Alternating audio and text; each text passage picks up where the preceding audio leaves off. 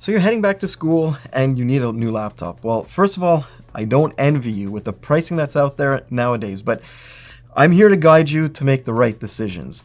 But look, the first thing that I would actually say to you is just buy a MacBook. It's like the default go-to choice right now when it comes to price, performance, build quality, longevity, and everything else. But I have to also acknowledge the fact that a lot of people, well, they don't want to hop onto the macOS bandwagon, or maybe their course load just requires a Windows laptop, or heck, maybe gaming is part of their lives. So in those cases, a Windows laptop, despite the fact that Apple basically covers every single price and performance point out there, well, that Windows laptop might actually be their only choice. So what should you be looking for if you want to or need to avoid the Apple ecosystem for whatever reason? And no, I wasn't kidding about that insane coverage from the MacBooks either. People looking for an accessible, affordable, entry-level device have been buying the Neo faster than Apple can make them. The MacBook Airs are that safe middle ground for specs that are better than the Neo in every way, and a price that doesn't look absolutely insane in 2026. Well, until you start adding more memory and storage space. And then of course there's the MacBook Pros, which gobble up literally every single price and performance segment above that, all the way to the moon and beyond. So Apple has something to compete with everything from Chromebooks all the way up to the fastest laptops on the planet. And whether you like hearing this or not, you have to admit that right now, MacBooks are the current benchmark in the laptop market. So what are we going to do with this video? Well, what I want to do here is I want to recommend some Windows-based laptops that can be cross-shopped against those Apple ones. So they cost about the same and deliver comparable performance, battery life, build quality, and most importantly for students, portability. There's a few other things I need to mention too. I'm not really taking rebates into account here, even though many laptops do have them, because what's on sale today will probably be more expensive tomorrow. So if you find anything I'm recommending here at a better price, then great, that's a win. And all of the links to buy these laptops will be in the comment thread below. And please remember, buying through those affiliate links actually helps us make more content like this.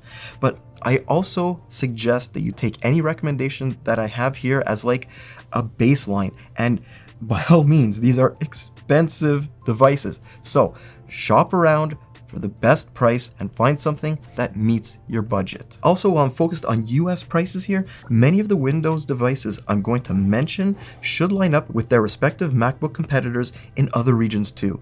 Yes, even here in Canada, but availability of specific models probably will be like all over the place depending on where you live. So the most natural place to start in all of this is of course the most affordable price point, and that's with the MacBook Neo. And now when this thing came out earlier this year, like the only Windows laptops that hit that sub $900 category were devices that you should never even think of buying. Their specifications, especially in comparison to the Neo, were just absolutely terrible. And even when they did look good on paper, the user experience was like nothing that you would ever want to touch. But then suddenly it felt like Microsoft and some of their partners had a sort of like come to Jesus moment. All it took was Apple punching them in the face and eating their lunch. The result is laptops like the XPS 13 and Acer Swift Air 14, both of which offer better connectivity, screens, storage, and an amazing build quality for the same price as the Neo. And look, I've been using this XPS 13 8 gig for the better part of like a month now. And I'm going to put all my feedback into a separate video, but I'm going to tell you right here and now, Cliff's Notes, don't get the 8GB model, because Windows, even though they're rolling out some optimizations, it will always be Windows. It will always gobble up resources faster than you can possibly imagine. The 16 gig version of these laptops, however, to me, that just brings like a whole other level of longevity and better user experience than the 8 gig models. It's actually money well spent, especially considering that you're getting the 512 gig SSD, something that you have to pay also more for on the MacBook Neo side. Another option in this category is the IdeaPad Slim 3i Gen 11 that Lenovo literally like just dropped onto retailer shelves, since it comes with a bigger screen, 16 gigs of memory, and a 512 gig SSD right out of the box. It usually sits right in the pricing gap between the Neo and the Air, but I've seen it go for as little as $700 lately. On the other hand, when it comes comes to competing with something like the MacBook Air, I actually feel like laptop manufacturers have, I guess you would say, like a bit more of a fighting chance these days, because like everyone else, Apple has had to increase their prices.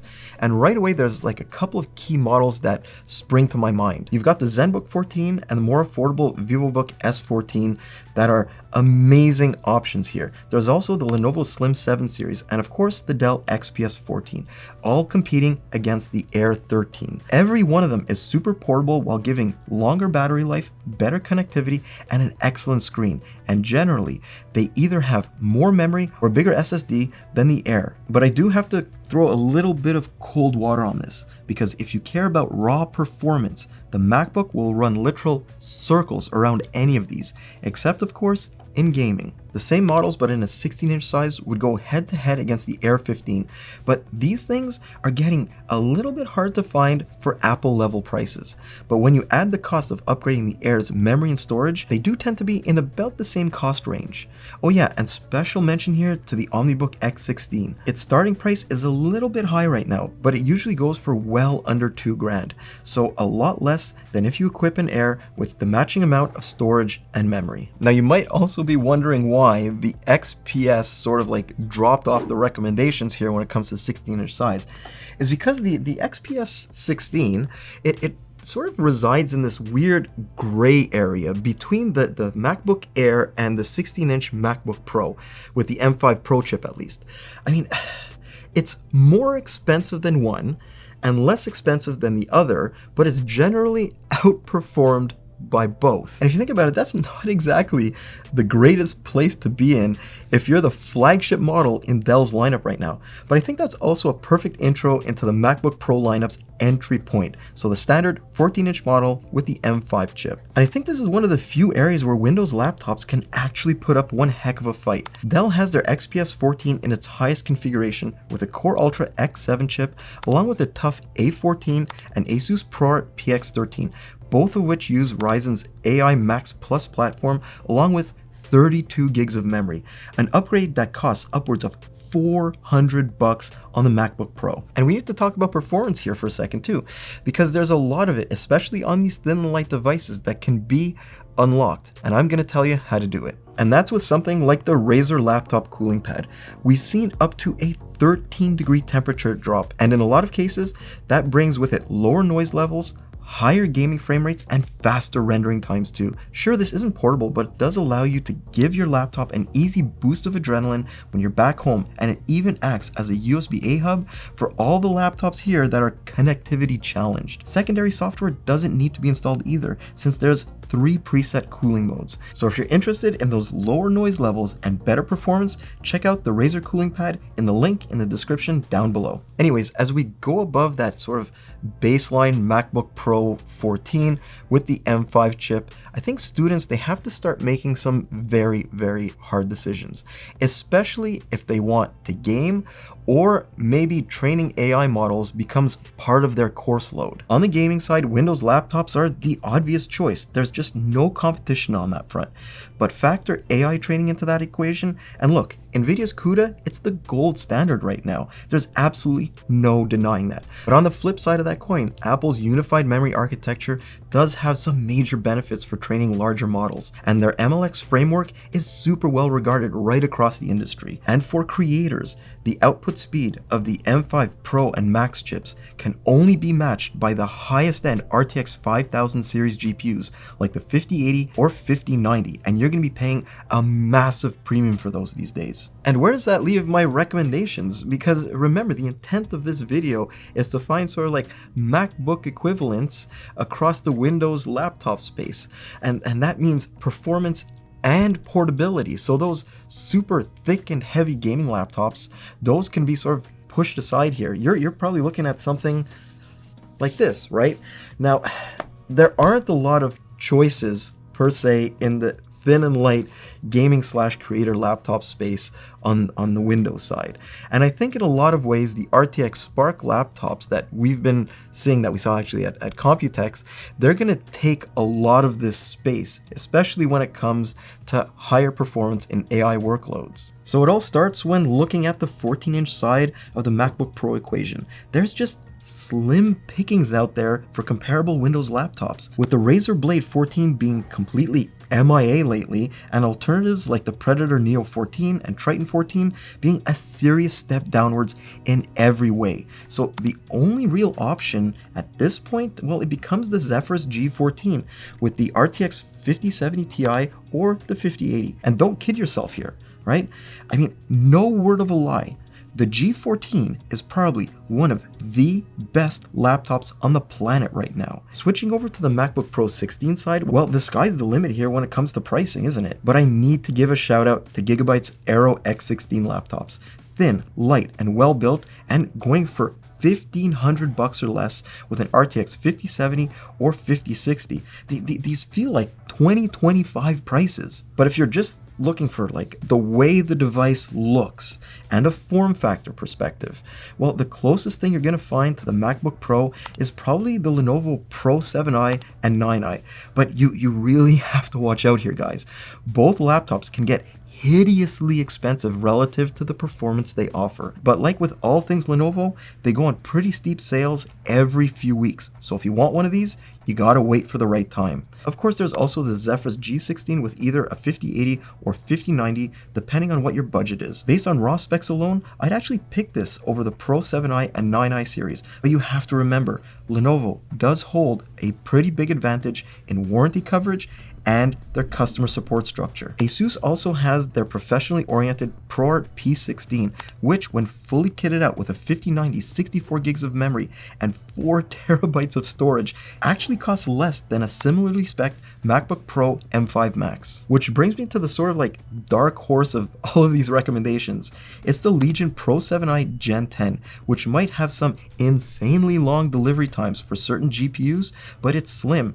There's tons of ports, great build quality, and an understated design that definitely doesn't scream gaming laptop. So yes, Apple's price increases did put a sort of dent in their overall plan to completely dominate Windows laptops.